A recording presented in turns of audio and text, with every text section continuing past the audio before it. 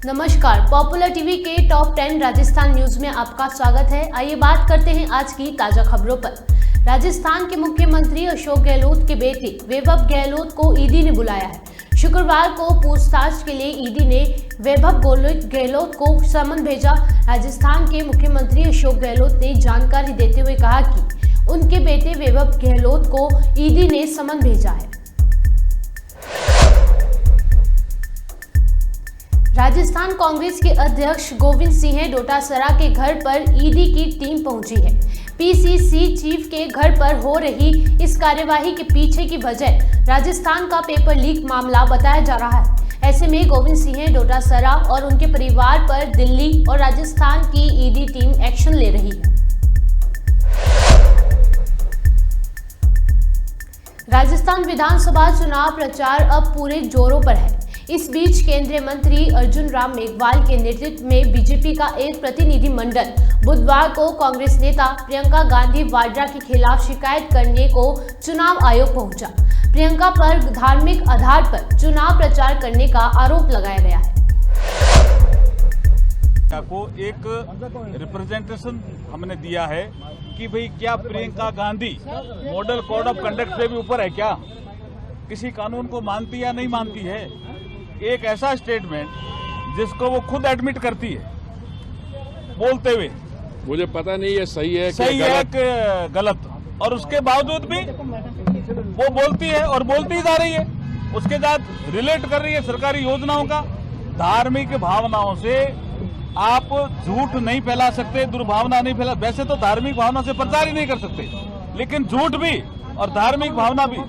प्रधानमंत्री जी देव नारायण जी का जो मंदिर है मालासेरी डूंगरी, वहां जाते हैं कब? 28 जनवरी 2023 को। कब की घटना? 8 महीने पुरानी। 8 महीने पुरानी और एकदम झूठ।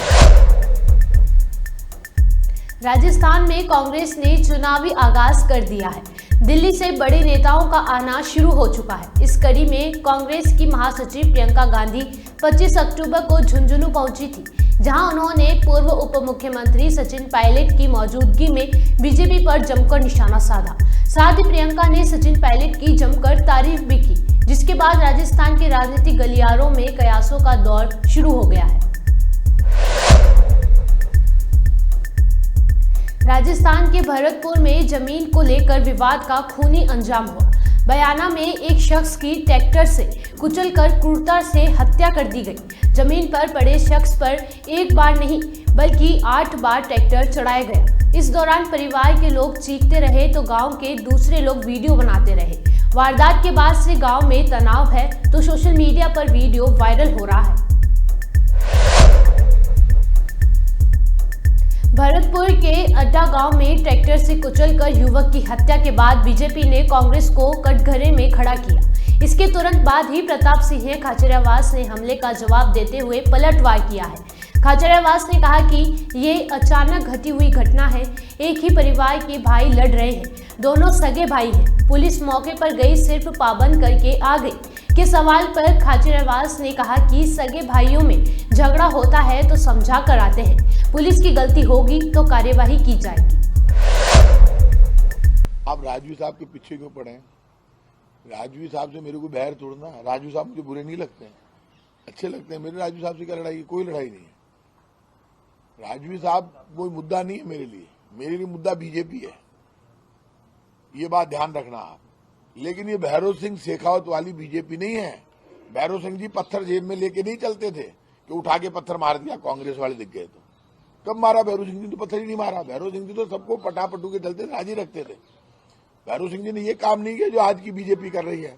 अरे देखो कुचल के मार दिया। अरे भाई साहब, कुचल के मार दिया तो पाप हुआ ना।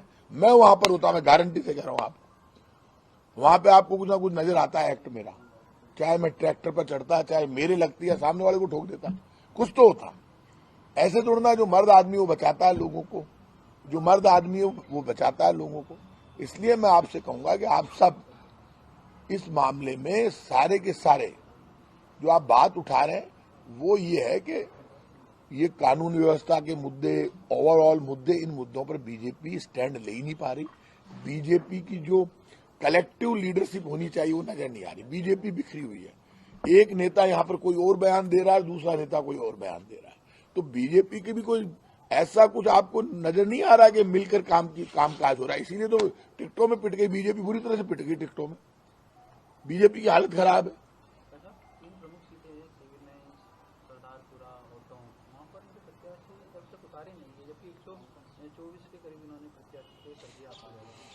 देखिए, भगवान की मेहरबानी है, कल मैं श्यामनगर, हमारे यहाँ मेरे विधानसभा क्षेत्र में दशहरे का मेला था, वहां कल मैं गया और वहां पर हजारों लोगों की भीड़ थी। मैंने वहां बात की, उनसे वोट मांगा, सबने हाथ खड़े करके जिंदाबाद लगा के मेरे को समर्थन दिया।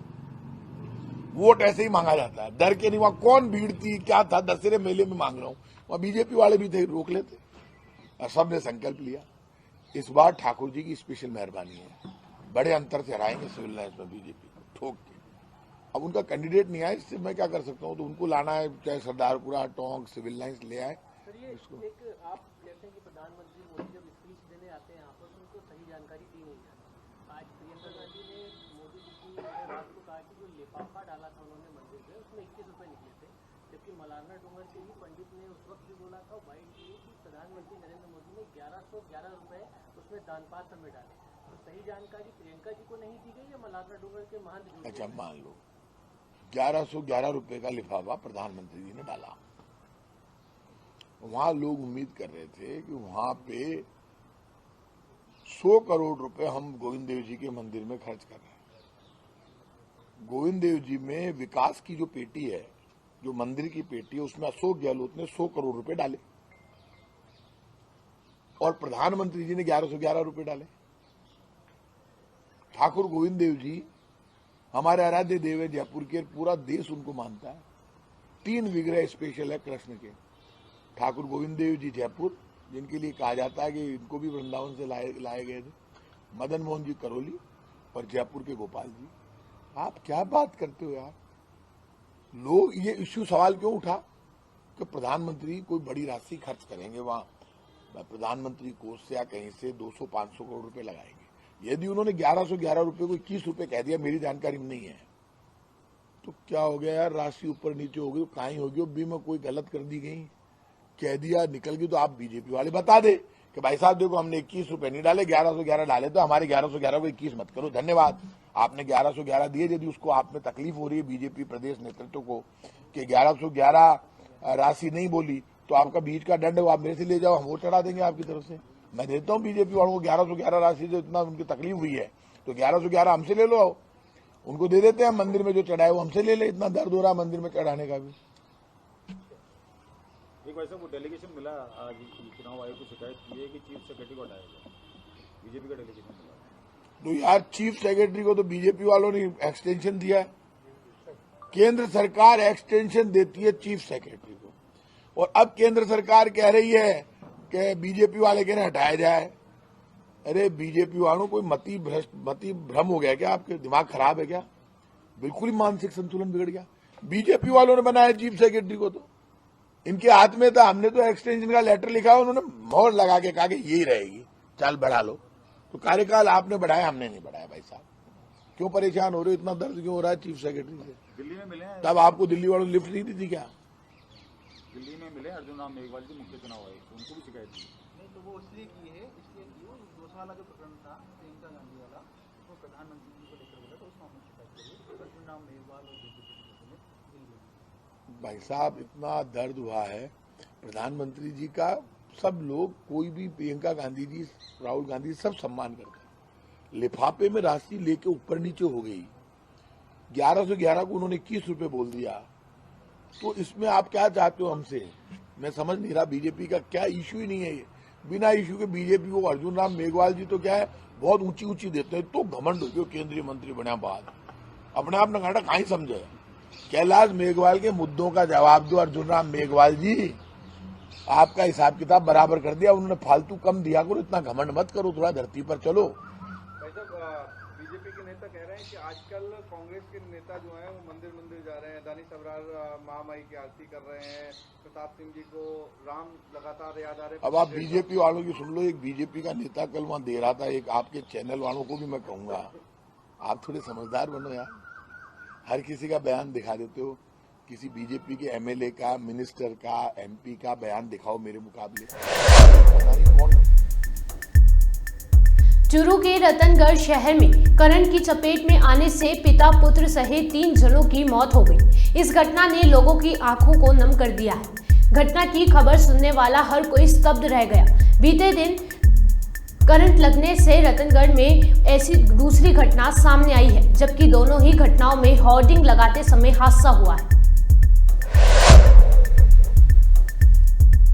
राजस्थान के धौलपुर सीट से विधायक शोभा रानी कुशवाहा कांग्रेस में शामिल हो गई हैं। कांग्रेस महासचिव प्रियंका गांधी की झुंझुनू के अदरवाता में एक जनसभा के दौरान शोभा रानी ने पार्टी में शामिल हुई। उनके अलावा बीजेपी के 3 अन्य नेता भी कांग्रेस में शामिल हो गए। विधानसभा चुनाव में उम्मीदवारों के खर्चे पर निर्वाचन आयोग की पैनी नजर होगी। इसको लेकर भारत निर्वाचन आयोग ने प्रदेश में विधानसभा आम चुनाव 2023 में उम्मीदवारों की ओर से किए जाने वाले खर्चे की निगरानी के लिए 70 व्यय पर्यवेक्षक नियुक्त किए हैं। ये सभी व्यय पर्यवेक्षक विधानसभा क्षेत्रों में बारीकी से मॉनिटरिंग करेंगे और अपनी रिपोर्ट सीधा निर्वाचन आयोग को देंगे। राजस्थान कांग्रेस के प्रदेश अध्यक्ष गोविंद सिंह डोटासरा की संपत्तियों पर ईडी ने आज छापेमारी की है। इसी के साथ सीएम गहलोत के बेटे वैभव गहलोत को ईडी ने समन भेजा है। इस पर अब राजस्थान के सीएम अशोक गहलोत का बयान सामने आया है। गहलोत ने कहा कि अब स्थिति चिंताजनक हो गई है। टॉप 10 राजस्थान न्यूज में आज के लिए इतना ही। देखते रहिए पॉपुलर टीवी। धन्यवाद।